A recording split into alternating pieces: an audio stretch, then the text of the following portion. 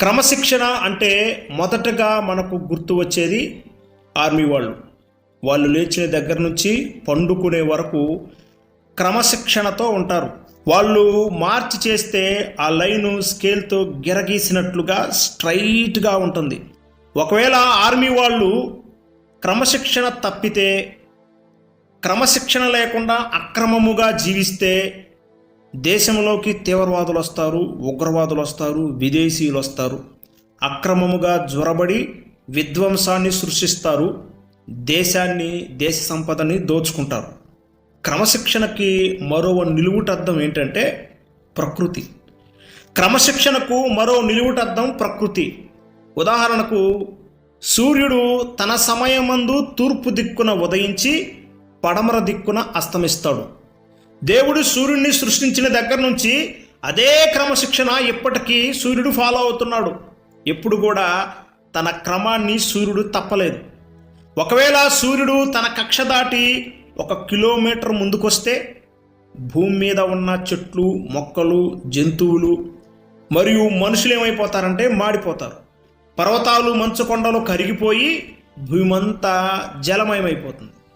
ఇంకొకవేళ సూర్యుడు తన కక్ష తప్పి 1 కిలోమీటరు వెనక్కి వెళితే భూమి మంచు చేత కప్పబడి గడ్డకట్టి మానవుల శరీర ఉష్ణోగ్రతలు తగ్గి మానవాళి ఉనికి మాయమైపోయింది. ఇలా దేవుడు సృష్టించిన ప్రకృతిలో ఋతువులు, కాలాలు, వర్షాకాలం, ఎండాకాలం మరియు శీతాకాలం వాటి క్రమము చొప్పున వస్తూ క్రమశిక్షణతో మానవాళికి మేళ్లు చేస్తున్నాయి.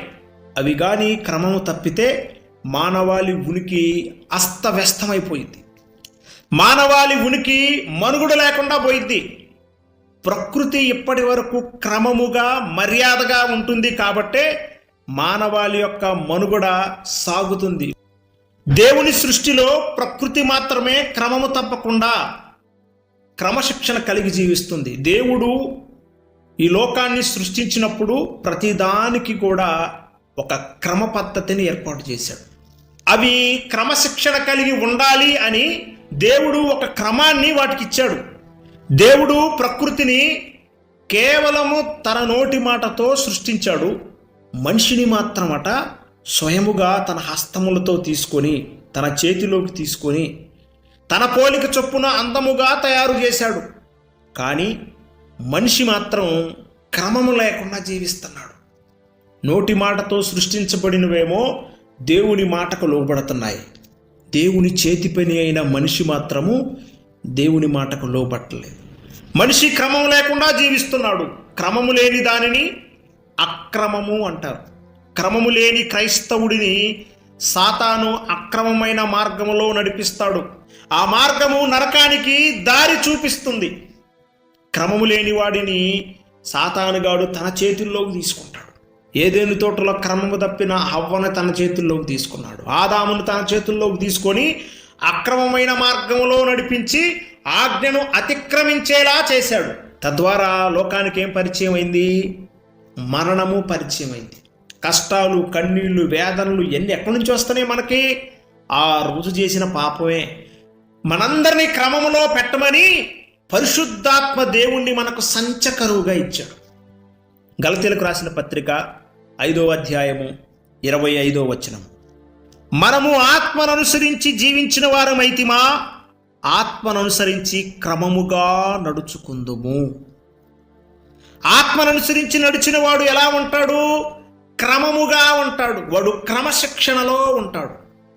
అక్రమానికి కర్త సాతాను. వాడు అక్రమమైన మార్గంలో నడిపిస్తాడు.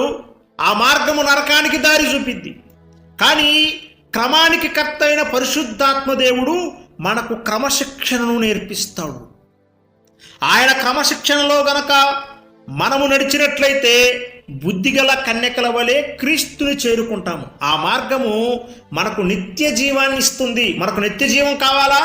అయితే పరిశుద్ధాత్మ యొక్క ఆధీనములో క్రమముగా, మర్యాదగా, క్రమశిక్షణలో నడవబడాలి. క్రమశిక్షణలో ఉన్న బుద్ధి కలిగిన కన్యకలు పెండ్లి కుమారుడు వచ్చే సమయానికి సిద్ధపడి ఉన్నారు. ఇది క్రమశిక్షణలో ఉన్నారు కాబట్టే వారు వెంటనే పెండ్లి విందులో పాల్గొన్నారు. క్రైస్తవునికి క్రమశిక్షణ ఎలాంటిదంటే బ్యాక్ బోన్ లాంటిది. బ్యాక్ బోన్ లేకపోతే ఒక మనిషి ఏ విధంగా అయితే చచ్చుబడిన వ్యక్తి వలె ఉంటాడో, అదేవిధంగా క్రైస్తవునికి క్రమశిక్షణ అనేది లేకపోతే అతడు చచ్చిన శవం లాంటాడు.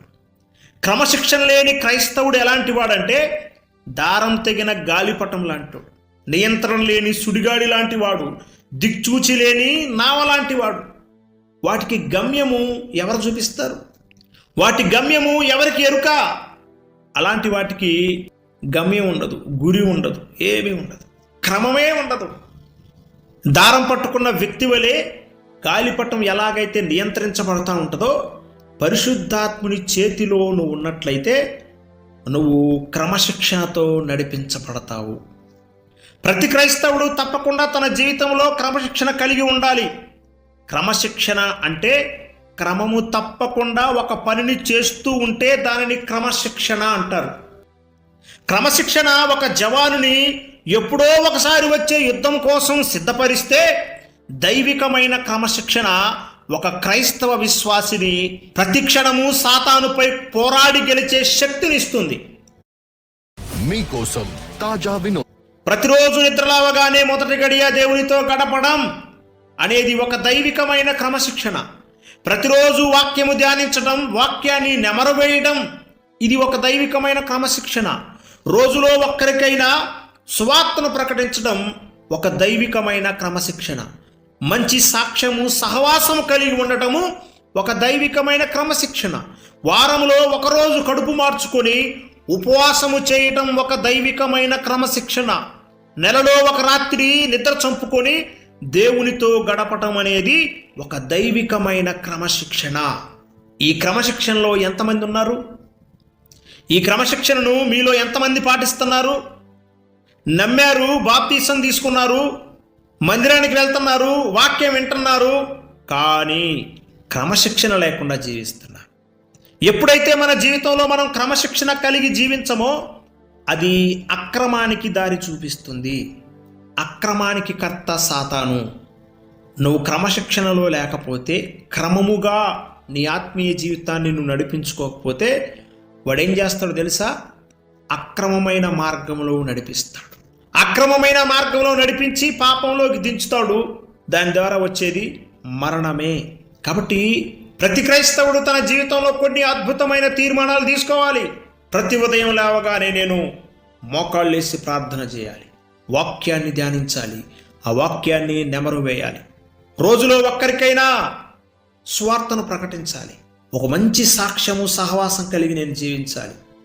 వారంలో ఒక్కసారైనా ఉపవాసం ఉండాలి, ఆత్మల రక్షణ కొరకు ప్రార్థన చేయాలి, సహవాసంలో ఉండే బిడ్డల కొరకు ప్రార్థన చేయాలి. నెలలో ఒక రాత్రి నిద్ర చంపుకొని దేవునితో గడపాలి, దేవుని ఆత్మను పొందుకోవాలి, ఆత్మఫలాలు ఫలించాలి.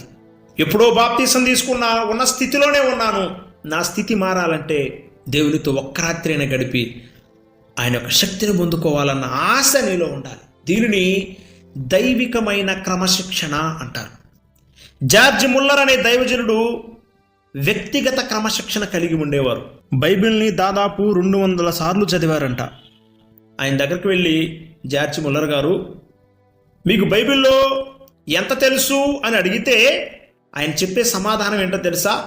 సముద్రములో నాకు నీటి బుట్టంత మాత్రమే నాకు తెలుసు అంటారు. ఆయన చేసిన 50,000కు పైగా ప్రార్థనలకు దేవుడు జవాబు ఇచ్చారట. ఇంకో పెద్ద దైవజనుడు అంటాడు, ఆ రోజు సువార్త పరిచర్య చేయకుండా, రోజులో సువార్త పరిచర్య చేయకుండా భోజనము చేసేవాడిని కాదు అంటాడు. ఇలా పెద్ద పెద్ద భక్తులు ఏం చేసేవాళ్ళంటే దైవికమైన క్రమశిక్షణను అలవర్చుకోవడానికి తీర్మానాలు తీసుకునేవాళ్ళు. ఈరోజు తీర్మానాలు తీసుకోకుండా దైవికమైన క్రమశిక్షణను నువ్వు అలవర్చుకోలేవు. దైవికమైన క్రమశిక్షణ అలవర్చుకోవాలి అంటే ఆ భక్తుల వలె మనం తీర్మానాలు తీసుకోవాలి. కింగ్ ఫెడ్రిక్ అనే రాజట ప్రార్థన చేయకుండా తన దినాన్ని ప్రారంభించేవాడు కాదట. మంచం మీద నుంచి దిగగానే మోకాళ్ళేసి ప్రార్థన చేసేవాడు.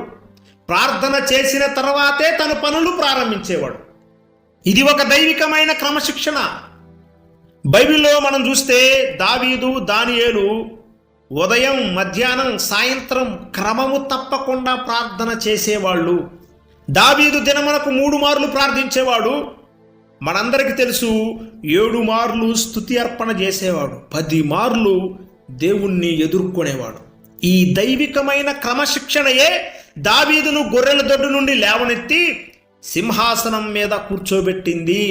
ఇలాంటి దైవికమైన క్రమశిక్షణ నీకుంటే నువ్వు ఏ స్థితిలో ఉన్నా నా ప్రభువు ఆ స్థితి నుండి నిన్ను లేవనెత్తి ఉన్నతమైన శిఖరాల మీద నిలబెడతాడు. ఇలాంటి దైవికమైన క్రమశిక్షణను మనం దానియేలులో కూడా చూస్తాం. దానియేలు దినమునకు 3 మార్లు ప్రార్థన చేసేవాడు. ఆ దైవికమైన క్రమశిక్షణయే అతనిని అన్యజనుల మీద అధికారిగా చేసింది, ప్రధానులలో ప్రప్రథముడుగా నిలబెట్టింది. చూడండి, భక్తులు వారు దైవికమైన క్రమశిక్షణ కలిగి జీవించారు కాబట్టే వారు జీవితంలో ఉన్నతమైన అధికారులుగా, ప్రధానమంత్రులుగా, రాజులుగా, మహారాజులుగా వర్ధిల్లారు.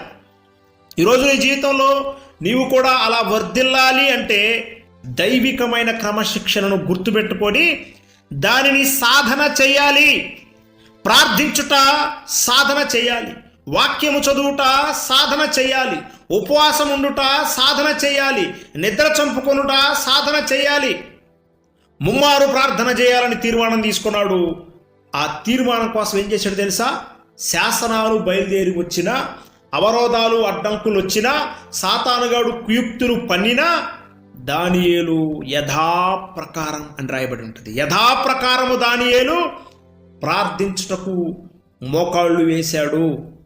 ఇలాంటి దైవికమైన క్రమశిక్షణ కనుక నీకుంటే మన దేవుడు నిన్ను నీ సమకాలికుల ఎదుట అన్యజనులు ఎరుగునట్లుగా, సూచనగా, గొప్ప మాదిరిగా నిలబెడతాడు.